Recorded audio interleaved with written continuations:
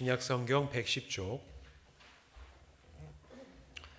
오늘 보실 말씀은 누가복음 10장 29절부터 37절까지 말씀 제가 읽겠습니다.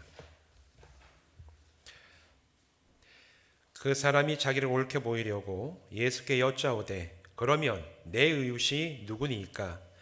예수께서 대답하여 이르시되 어떤 사람이 예루살렘에서 여리고로 내려가다가 강도를 만나매 강도들이 그 옷을 벗기고 때려 거의 죽은 것을 버리고 갔더라. 마침 한 제사장이 그 길로 내려가다가 그를 보고 피하여 지나가고 또 이와 같이 한 레위인도 그곳에 이르러 그를 보고 피하여 지나가되 어떤 사마리아 사람은 여행하는 중 거기 이르러 그를 보고 불쌍히 여겨 가까이 가서 기름과 포도주를 그 상처에 붓고 싸매고 자기 짐승에 태워 주막으로 데리고 가서 돌보아 주니라. 그 이튿날 그가 주막 주인에게 데나리온 2를 내어주며 이르되 이 사람을 돌보아 주라. 비용이 더 들면 내가 돌아올 때에 갚으리라 하였으니 내 생각에는 이 세 사람 중에 누가 강도 만난 자의 이웃이 되겠느냐. 이르되 자비를 베푼 자니이다. 예수께서 이르시되 가서 너도 이와 같이 하라 하시니라. 아멘. 기도하고 말씀 나누겠습니다. 하나님 감사합니다. 오늘도 주님 앞에 예배드리는 자리에 부르셨사오니 우리가 나와서 이제 말씀을 나눕니다. 성령님 우리 안에 진리의 빛으로 임하여 주셔서 이 말씀이 우리가 살아가는 영의 양식이 되게 하시고 우리 삶의 기준이 되게 하여 주시옵소서. 예수님의 이름으로 간절히 축복하며 기도하옵나이다. 아멘. 오늘 이곳에서 또한 온라인으로 함께 예배하는 모든 분들 주님의 이름으로 축복합니다. 오늘도 계속해서 성경의 땅을 돌아보며 발견하게 되는 영적인 진리에 대해서 우리가 함께 말씀을 나누겠습니다. 지난번 몇 번에 걸쳐서 말씀드린 것처럼 복음서에서는 예수님이 어디에서 태어났다고 얘기를 하죠? 베들레헴에서 태어나시고 자라신 곳은 어디였다고 얘기했습니까? 나사렛이라는 동네에서 예수님이 유년 시절과 청년 때까지 자라나신 다음에 그 다음에 나이가 30 정도 되셨을 때 이제는 공생애를 시작하시는데 그 공생애는 베들레헴이나 나사렛이 아니라 갈릴리 주변의 마을을 다니시면서 공생애를 시작하셨다. 이렇게 말씀을 드렸어요. 그러면서 다양한 사역을 갈릴리 주변에서 행하시다가 이제는 이 땅에 오셨던 최고의 사명인 십자가의 그 길을 완성하시기 위해서 예수님이 갈릴리를 떠나서 예루살렘으로 올라가십니다. 이게 예수님의 마지막 예루살렘으로의 여정이에요. 복음서 가운데 복음서가 4개가 있는데 그 중에서 누가복음, 오늘 읽은 이 누가복음은 예수님이 갈릴리를 떠나서 십자가를 지시기 위해 예루살렘으로 올라가는 그 모든 여정을 굉장히 자세하게 기록해 놓은 유일한 복음서입니다. 다른 복음서들도 얘기는 하지만 짧게 얘기를 하고 있는데 이 누가복음은 10장에 걸쳐가지고 9장부터 19장까지 그 길을 가시면서 만난 사람에 대한 이야기 여러 가지 사건들을 비교적 자세하게 전해주는 그런 복음서예요. 그래서 오늘 이 본문 말씀 역시 예수님이 예루살렘으로 올라가시던 중에서 어느 마을에 들어가셨을 때 그곳에서 율법 교사 한 사람을 만나서 그와 대화하시면서 물음에 대답하시던 그 이야기를 비유의 말씀을 통해서 하신 그 이야기를 오늘 본문 가운데 쭉 기록해 놓고 있습니다. 우리는 29절부터 읽었지만 그 전까지 읽어보면 예수님이 들어가셔서 여러 가지 말씀을 가르치시는데 율법교사 한 사람이 일어나서 예수님을 시험해서 얘기를 하죠. 내가 어떻게 하여 영생을 얻습니까? 얘기하니까 예수님께서 그 율법교사는 성경을 연구하는 사람입니다. 요즘으로 얘기하면 신학자 같은 사람이죠. 그 사람에게 성경을 잘 아니까 성경에 뭐라고 써 있느냐 물어보시죠. 당연히 율법학자 성경에 정통한 사람이라서 얘기를 합니다. 하나님을 사랑하고 제 자신과 같이 이웃을 사랑하라 얘기를 하니까 예수님께서 말씀을 하십니다. 맞다. 너도 그렇게 가서 행해라. 그러자 오늘 읽은 29절 말씀에서 이 율법학자가 예수님에게 얘기합니다. 그러면 누가 내 이웃입니까?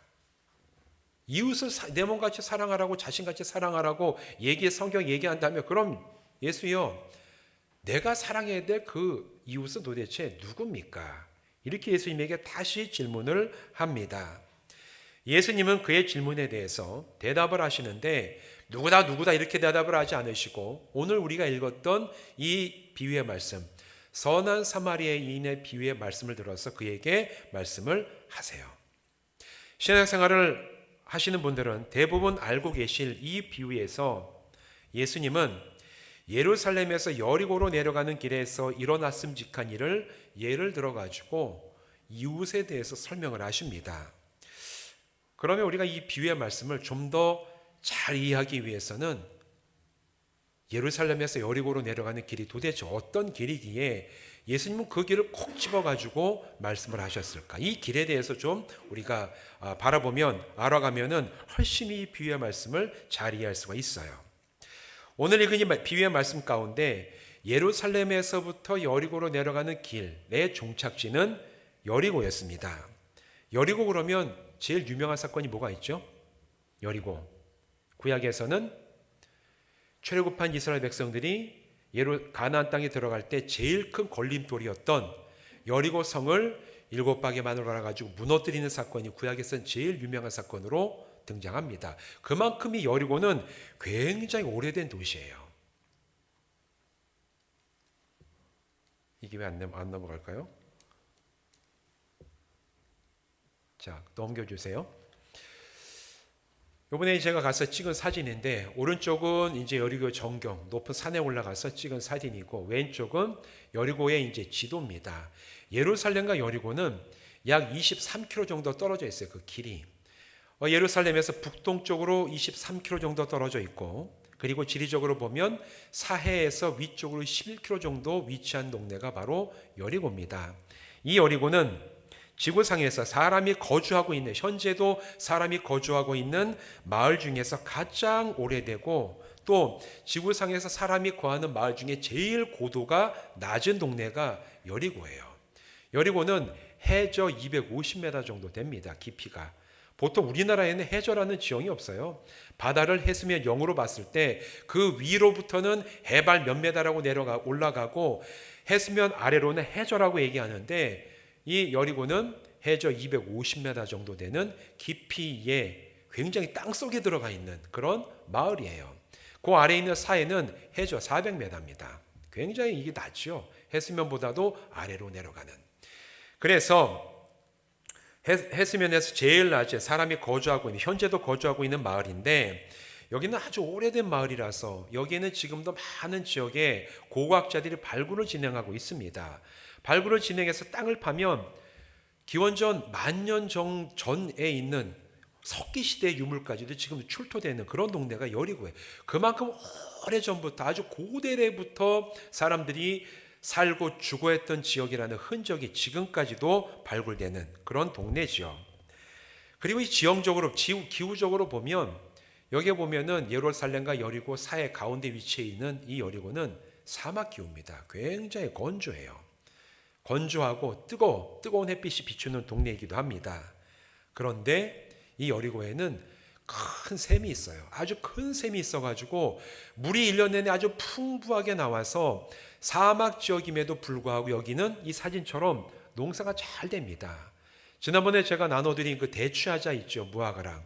이 동네에서 키운 거예요. 사막 지역인데도 이 물이 아주 샘물이 너무너무 잘 나오기 때문에 여기에서는 대추야자라든가 이 무화과를 과수원 같이 이렇게 크게 농장을 지어가지고 그걸 가지고 파는데 그런 게 잘 자라는 이유가 있어요. 이 큰 샘에서 물이 많이 나와서 사막 기후임에도 물이 부족하지 않은 동네가 바로 여리고입니다. 그래서 여기는 살기가 참 좋은 동네예요. 또 이 길로 보면은 요단강을 따라서 저 위쪽 갈릴리부터 내려와서 예루살렘에 가고 또 요단강 동쪽에서 사람들이 건너와서 예루살렘에 가는 관문입니다. 여리고라는 동네가 관문이에요.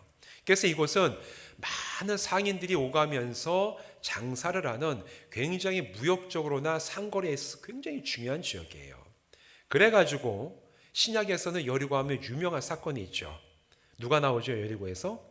키가 작은 삭개오가 여리고에 사는 사람이었어요. 그의 직업은 세리 중에서 관리하는 세리장이었죠. 왜 세리장 사건이 나오냐면 여기는 세관이 큰 세관이 있었습니다. 상인들이 다 가는 길목 딱 여기가 문이었기 때문에 여기를 지나가야지만 예루살렘으로 갈 수가 있어서 여기에 큰 세관을 만들어 놓고 이 삭개오는 이 세리들의 이제 대표죠, 대표. 이제 세리를 관리하는 사람이고 오가는 상인들에게 아주 넉넉하게 세금을 그냥 어떻게 보면 갈취에 가까운 그런 세금을 받아냈던 그런 세관이 있던 동네였기 때문에 이 여리고 하면 또 이 세리장 삭개오 얘기가 복음서에 기록이 된 거예요.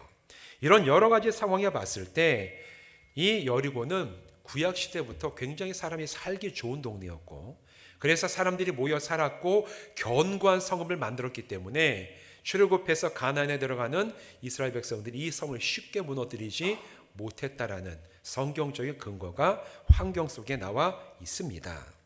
그런데 문제는 넘겨주세요. 예루살렘에서 여리고로 가는 길이 굉장히 험했다라는 거예요. 좋은 길이 아니에요. 지금은 이 길로 안 다닙니다. 뺑 돌아가지고 길을 잘 닦아놨는데 예전에 예루살렘에서 여리고로 내려오는 길은 가파르고 험한 길이었어요. 더더군다나 이건 유대 광야 끝자락인데 유대 광야를 거쳐야지만 여리고로 내려올 수 있는 약 23km 정도 되는 굉장히 척박하고 물도 없고 더더군다나 여기에는 멀리서 찍은 사진인데 이거 제가 찍은 사진이 아니라 이제 구한 겁니다. 이 길 사이사이에 보면은 동굴이 굉장히 많습니다. 동굴이 많아서 이 동굴에 강도들이 들어가서 숨어 있다가 홀로 이 예루살렘에서 여리고로 내려가든가 아니면 여리고에서 혼자서 예루살렘으로 여행하는 몇몇 안 되는 사람이 지나가면 내려가서 때리고 물건을 뺏고 심지어는 죽이는 일이 종종 발생했던 길이 바로 예루살렘에서 여리고로 내려가는 사진에 나오는 그 옛길이었어요. 그래서 오늘 이 본문 가운데 예수님께서 선한 이웃에 대해서 말씀하실 때 예루살렘에서 여리고로 내려가는 그 길에서 강도 만난 사람의 이야기를 비유로 들어서 말씀하신 이 말씀이 그 당시 그 비유의 말씀을 듣는 사람들에게는 굉장히 현실감 있게 들렸을 게 확실합니다. 왜냐하면 그 당시에 그런 사건들을 많이 듣고 또는 목격을 하고 또 빈번하게 일어나는 걸 알고 있었기 때문에 예수님의 이야기는 단지 먼 나라 이야기가 아니라 오늘 나의 얘기였던 거예요. 여리고에 살던 사람들에게는 자기 이야기였습니다. 비유의 말씀을 보면 아마도 강도 만난 사람은 유대인이었을 겁니다. 예루살렘에서 여리고로 내려가고 있는 사람, 강도 만난 사람은 유대인이었을 가능성이 굉장히 커요. 그리고 이 강도 만난 사람을 마주쳤던 사람은 세 명이죠. 제사장과 레위인과 사마리아인이었습니다. 이 중에서 사회적으로나 종교적으로 지도자였던 제사장 그리고 성전에서 하나님을 예배하는 일을 맡아서 감당했던 레위 사람은 유대인들 가운데서도 지도층에 속하는 사람이었고 많은 유대인들이 신뢰하는 그런 계층에 속해 있던 사람입니다. 이 정도 되는 사람이면 누구보다도 모범적이고 또 하나님을 섬기니까 하나님 섬기는 그 정신에 따라서 행동을 하겠지 당연하게 기대할 만한 사람들이 바로 제사장과 레위인이었어요. 그런데 그런 기대는 무참히 오늘 이 비유 말씀 가운데 깨집니다. 그들이 쭉 예루살렘에서 여리고로 내려가다 보니까 길에 쓰러진 사람이 있는 거예요. 움직이질 않아요. 보니까 피투성이고 옷도 하나도 입지 않고 있고 마치 보기에 시체처럼 보이는 그 사람. 그러자 이 사람들은 가서 이게 뭐야? 돌아본 게 아니라 야, 좀 피해가자. 오던 길을 옆에 가지고 되도록이면 멀찍이 돌아가지고 자기가 가던 길을 다 내려가 버린 사람이 두 사람이었어요. 그런데 세 번째 사마리아 사람은 달랐습니다. 가까이 다가갔어요. 사람이 쓰러져 있는 걸 보고 얼른 다가갔어. 그리고 살폈습니다. 어디가 도대체 무엇을 다친 것인지. 다친 것을 치료하고 싸맸어요. 나중에 그 사람을 들쳐매고 자기가 타고도 나귀에 태워가지고 여관에 데려다 맡기고 나중에 길을 떠나면서 돈이 더 필요하면 나중에 내가 더 주겠으니 잘 보살펴 주십시오. 그렇게 부탁을 하면서 여행을 떠나갑니다. 이 비유의 말씀을 하신 예수님께서 화면 바꿔주세요. 36절에 율법 교사에게 물어보십니다. 질문을 하시죠. 내 생각에는 이 세 사람 중에 누가 강도 만난 자의 이웃이 되겠느냐? 네가 보기엔 내가 지금 해준 얘기 가운데 세 사람이 등장하는데 제사장, 레위 사람, 사마리아 사람 이 세 사람 중에서 강도 만난 사람의 이웃이 누가 될 수가 있겠냐? 예수님이 그 율법 교사에게 물어보십니다.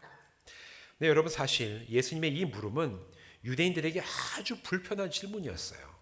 그 자리에 앉아있던 사람은 율법 교사뿐만 아니라 유대인이라면 예수님의 그 질문이 굉장히 불편했습니다.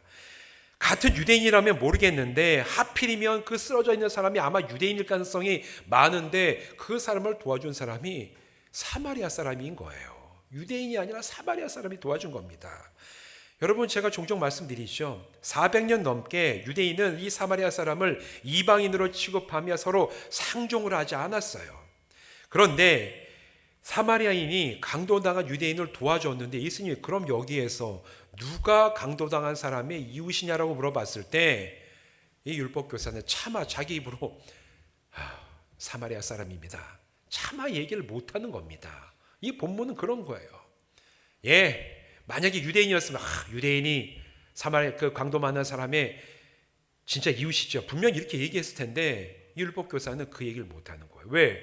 사마리아인이 도와주고 나중에 유대인들은 다 그냥 자기의 길을 갔기 때문에. 네, 여러분 이 얘기는 유대인에게만 불편한 게 아니라 사마리아 사람에게도 똑같이 불편한 얘기였습니다.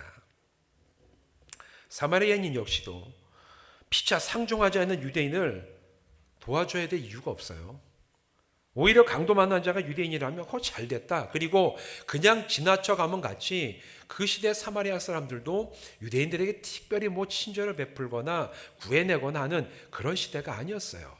피차 두 집단 사이에 다 불편한 얘기를 지금 예수님께서 하고 계신 거예요. 사마리아인에게도 아니 왜 우리가 유대인을 도와줘야 돼? 쓰러진 게 유대인이 분명한데 왜 내가 그들을 도와줘야 돼? 유대인들에게는 왜 하필이면 사마리아 사람이 유대인을 도와가지고 대답하기 참 불편하게 만드냐?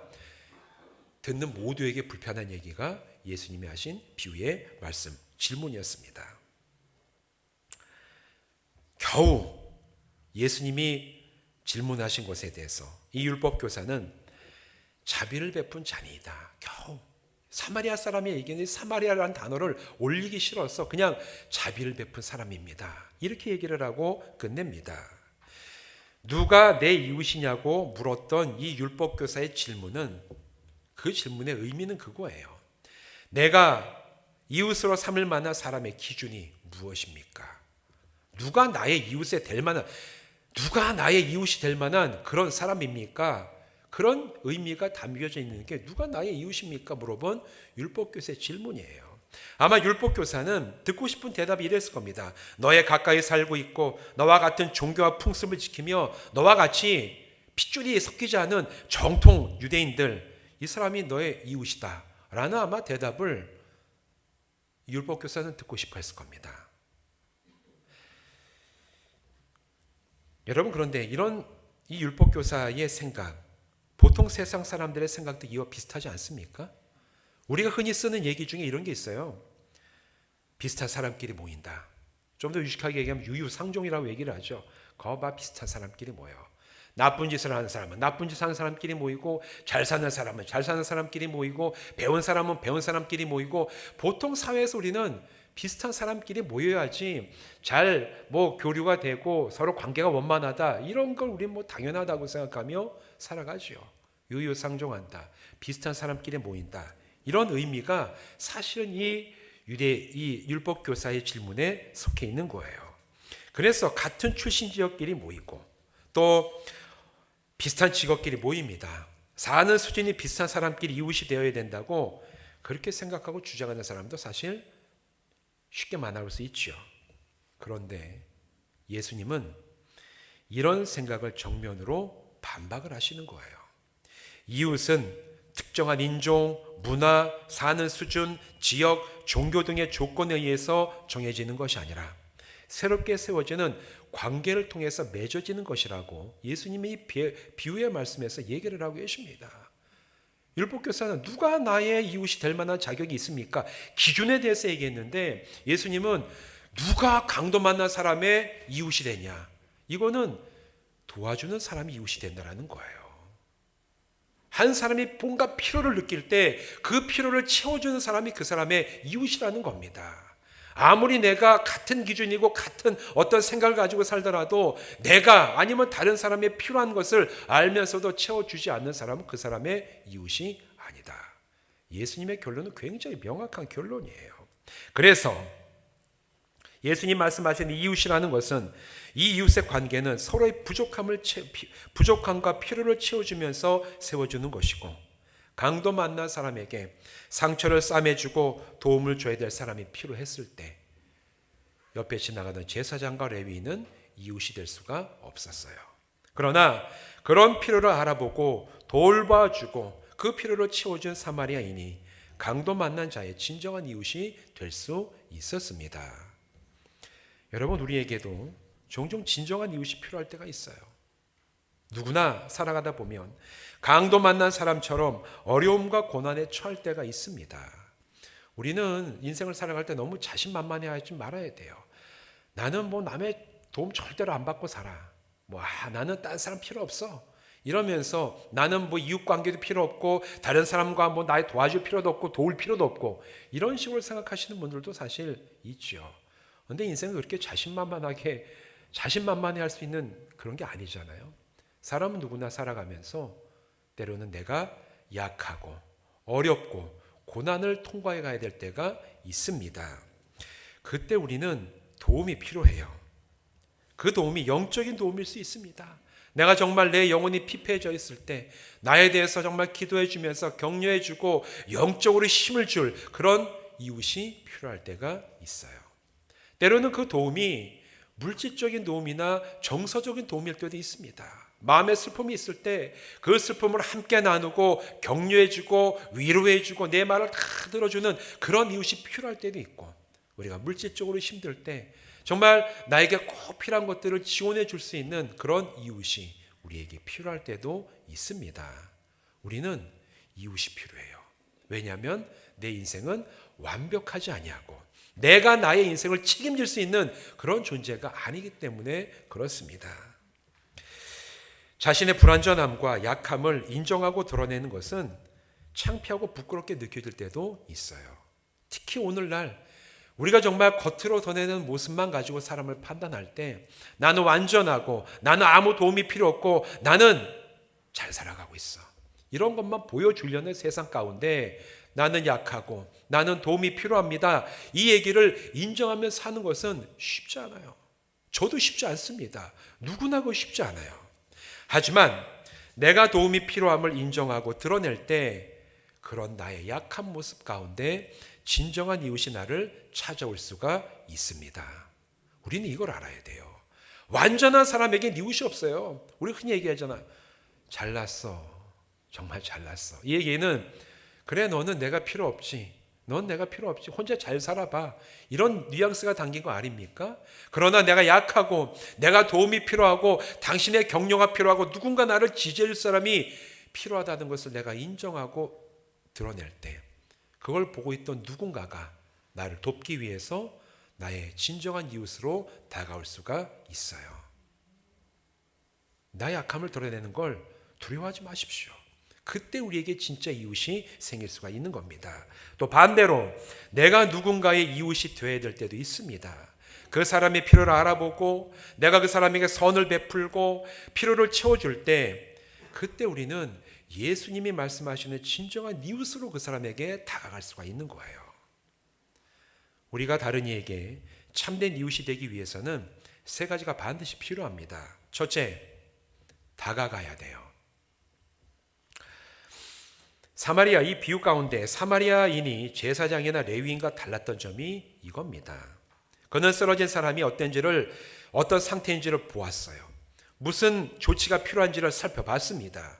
여러분 이러기 위해서 어떻게 해야 됩니까? 가까이 가야 돼요.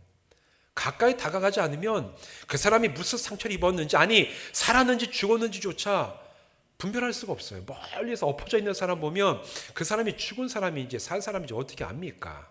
다가가야 돼요. 제가 예전에 설교 때 한번 말씀드렸던 것 같은데 한 4년 전쯤인가 5년 전쯤인가 새벽에 제가 이렇게 새벽 예배 운전을 쭉 하고 가는데 유춘영 원사님 집 앞에서 쭉 가다 보는데 사람이 엎어져 있는 거예요. 거기에 새벽 4시에 앞으로 푹 해가지고. 여러분 그러면 드는 생각이 어떤 생각이 드십니까? 참 반갑고 좋습니까?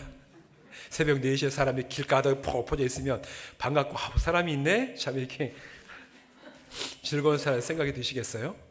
제일 먼저 드는 생각 뭔지 아세요? 죽었나? 아니 새벽 4시에 사람이 엎어져 있을 리가 없잖아요. 집에 가 있어야지 왜 길 한가운데 엎어져 있습니까? 아주 새벽에 운전을 새벽기도 운행하려다 가다가 섰어요. 차 불빛을 비춰놓고 내렸습니다. 가서 이렇게 보니까 젊은 애예요. 여보세요? 뭐 만질 수는 없어. 혹시 모르기 때문에 만져서 안 되고 여보세요? 아무 대답도 없고 있어요. 어떡합니까? 그 다음에 재빠르게 112에다 전화를 했습니다. 저희 이게 지금 무슨 사고가 난 것 같은데 와달라고. 그러자마자 이제 112에서 잠깐 거기 있으라고. 이게 새벽 예배 돌다 말고 저는 차 불빛을 사람에게 비추고 혹시나 이게 무슨 인명사고가 일어났으면 만지면 안 돼요. 이게 왜냐하면 증거들이 훼손될 수 있기 때문에. 그래가지고 거기에서 한참을 들여다보고 있더니만 112 경찰차랑 앰뷸런스가 확 이제 옵니다. 어디만 경찰 제가 만지지 않았다고 했더니만 잘했다 그랬더니만 여보세요 하더니만 주머니를 막 뒤져요. 보니까 뒷집에 사는 청년이었어요. 술을 너무 많이 마시고 집에 안 들어가고 길바닥에 엎어져가지고 자고 있어가지고 나중에 경찰 살았다고 그랬더니만 여보세요 막 하니까 이제 일어나더니 그냥 집에 보냈습니다. 새벽 4시에 깜깜한데 사람이 엎어져 있으면 반갑지 않아요. 여러분 마찬가지입니다. 이 길을 가는데 강도가 나오는 길이에요. 그런데 여러분 거기에 누가 피투성이가 돼서 쓰러져 있으면 반갑습니까? 안 반가워요.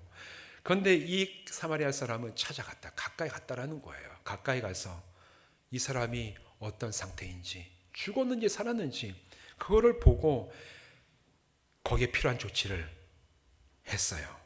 여러분 가까이 가야 됩니다. 특히 오늘날처럼 적당히 거리를 두고 서로 다가가지 않는 시대에는 기꺼이 다른 이의 필요를 살피려고 다가가는 결단과 용기가 필요한 시대예요. 가까이 다가가는 것은 용기가 필요합니다. 담대해야 돼요. 그런데 우리는 이 시대는 정말 그런 사람들을 필요로 합니다. 나에게 좀 와달라는 얘기조차도 하지 못하는 그런 시대에 우리가 다른 이가 어떤 필요가 있는지를 먼저 알아볼 수 있도록 필요가 있다는 걸 느끼고 그 낌새가 있다면 여러분 우리는 담대하게 그 사람 곁에 다가가서 뭐가 필요한지를 살필 수 있는 용기와 마음이 있는 우리 성도들 되시기를 주님의 이름으로 부탁을 드립니다. 진정한 이웃이 되기 위해 필요한 두 번째는 희생을 감당해야 된다는 거예요. 우리 화면 다음 사진 보여주세요. 사마리아 사람은 강도 만난 자에게 다가가면서 감당해야 될 게 있었어요. 여러분 좀 전에 말씀드린 것처럼 여기 보면 이게 여리고 가는 길, 이제 협곡 사이에 있는 길인데 이런 길을 갑니다. 이런 길을 가는데 여러분 가다 보니까 혼자서 내가 그냥 나귀를 끌고 가고 있는데 길 한편에 피투성이가 되어서 사람이 죽은 것처럼 쓰러져 있으면 한번 제가 여러분 여쭤보겠습니다. 여러분은 가까이 가시겠습니까? 정직하게 얘기하세요. 가까이 가시겠어요? 네, 겁나죠. 여러분 이런 사람을 딱 만났을 때 드는 생각이 뭐냐면 이 시대 사람들은 여기에 강도가 있구나. 이 주위에 지금 강도가 있구나. 얼른 빨리 가야 돼. 왜냐하면 이 사람처럼 나를 강도가 습격할 수 있어요. 와서 나를 패고 반 죽여놓은 다음에 다 뺏어가지고 갈 가능성이 굉장히 농후합니다. 왜냐하면 지금 그 강도 만난 사람이 여기 있으니까 강도가 있다는 얘기 아니에요. 사마리아 사람은 자기가 강도 만날 위험을 기꺼이 감대한 겁니다. 그리고 내가 이 사람을 강도 만난 사람을 데리고 가면 내가 그 사람을 강도질하거나 아니면은 내가 이 사람을 못된 짓을 했다라는 오해를 충분히 살 수 있는 그런 가능성도 이 사마리아 사람은 자기가 감당을 한 거예요. 게다가 자기가 타고 왔을 나귀에다가 이 사람을 싣고 이게 편한 길이 아니라고 얘기했죠. 가파르게 내려가고 굉장히 무더운 길입니다. 그 길을 그냥 데리고 가서 여관에 가가지고 치료해달라고 맡기고 돈도 지불하고 나중에 와서 돈이 더 들었으면 그것까지 내가 지불해 주겠다. 이렇게 얘기할 사마리아 사람은 자기의 모든 것을 감내하고 기꺼이 희생하면서 이 사람의 필요를 채워준 사람입니다. 여러분, 이 사마리아 사람의 비유에서는 굉장히 중요한 영적인 진리가 나와요. 예수님이 말씀하시는 이 이웃이 되기 위해선 우리를 희생해야 됩니다. 자기 거를 포기해야 되고 자기의 시간을 내려놔야 되고 내가 어떤 위험에 처할 것을 알더라도 그것을 기꺼이 감내하지 않으면 우리는 진정한 이웃이 될 수가 없어요. 야고보서 2장 16절에서 사도 야고보는 이렇게 얘기합니다. 너희 중에 누구든지 그에게 이르되 평안히 가라, 덥게 하라, 배부르게 하라 하며 그 몸에 쓸 것을 주지 아니하면 무슨 유익이 있으리요? 너희가 말로만 따뜻하게 하세요. 배 고프지 않게 잘 드세요. 이렇게 얘기하면 말은 좋아요. 그런데 줘라. 없는 사람의 그런 말만 하는 게 과연 그 사람을 따뜻하게 하고 배부르게 할 수 있느냐? 그게 무슨 유익이 있겠냐? 그런 말 자체가. 사도 야고보가 그 당시에 했던 얘기 아닙니까? 말만으로는 참된 이웃이 될 수가 없다라는 얘기예요. 여러분, 말이 풍성한 시대에 자기 희생을 기꺼이 감당하며 정말 그 사람이 필요한 것을 채우는데 나의 것을 포기하고 나의 이익을 내려놓고 내 시간을 기꺼이 드려야 한다면 기꺼이 내가 희생하면서 그 사람에게 이웃이 되어주어 내가 필요한 것을 베풀 수 있는 살아있는 그리스도인 되시기를 주님의 이름으로 부탁을 드립니다.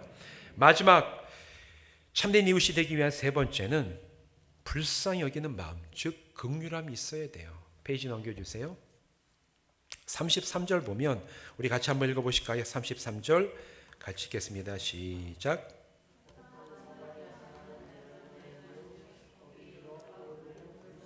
불쌍히 여겨. 어떤 사마리아 사람은 여행하는 중 거기 이르러 그를 보고 불쌍히 여겨.